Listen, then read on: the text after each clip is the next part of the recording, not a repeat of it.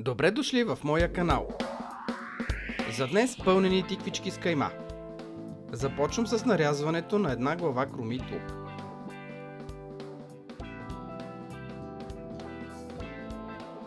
Вземам тиквички и правя бръзди с вилица, за да са по-красиви.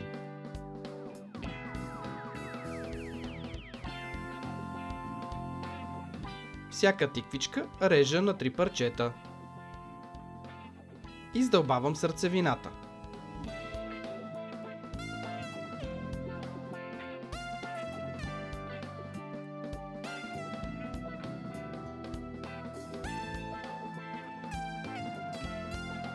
След като издълбая тиквичките, ги посолявам и оставям за 10-15 минути да престоят. Загрявам няколко супени лъжици олио.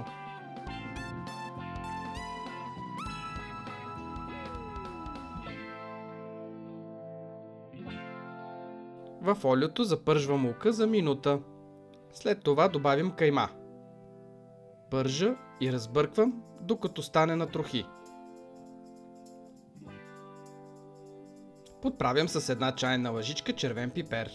Каймата може да бъде телешка, свинска или агнешка.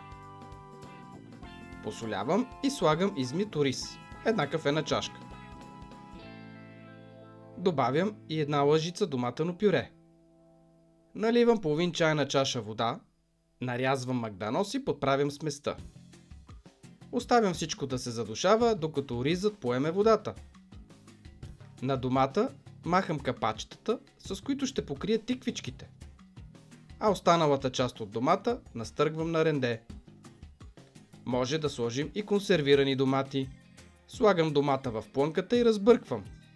Изчаквам сместа да се уплътни.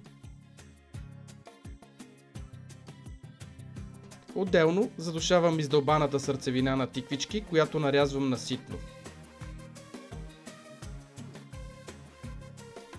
Така всяка тиквичка пълня с готовия ориз. Слагам тиквичките в тава за печене.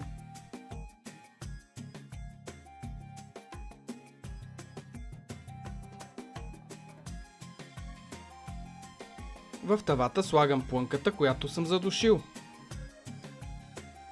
Наливам и 250 мл гореща вода.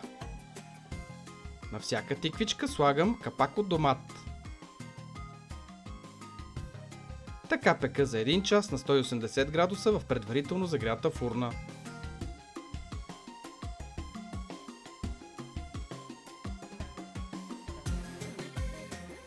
След това изваждам тиквичките, а в соса от печенето слагам кисело мляко, брашно и 2 яйца.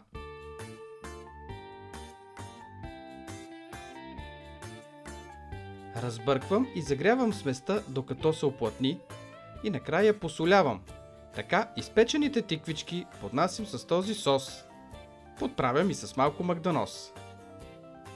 Това е нашето прекрасно предложение. А сега вижте продуктите за тази рецепта.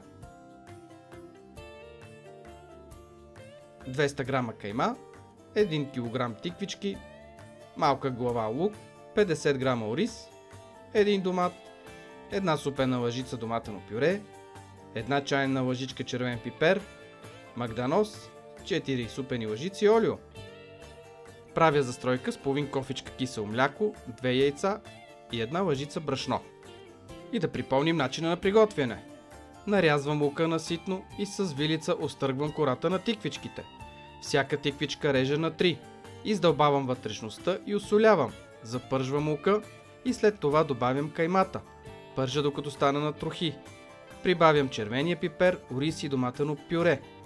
Поръсвам с наситнен магданоз, посолявам и заливам с вода. Настъргвам домата и го добавям при каймата. Тиквичките се пълнят с места. А останалата част от плънката и вътрешността на тиквичките слагам в тавата, като преди това съм ги задушил. Заливам с 1-2 чаши гореща вода. Слагам капача от домат върху тиквичките. Така пека за 1 час във фурна загрята на 180 градуса.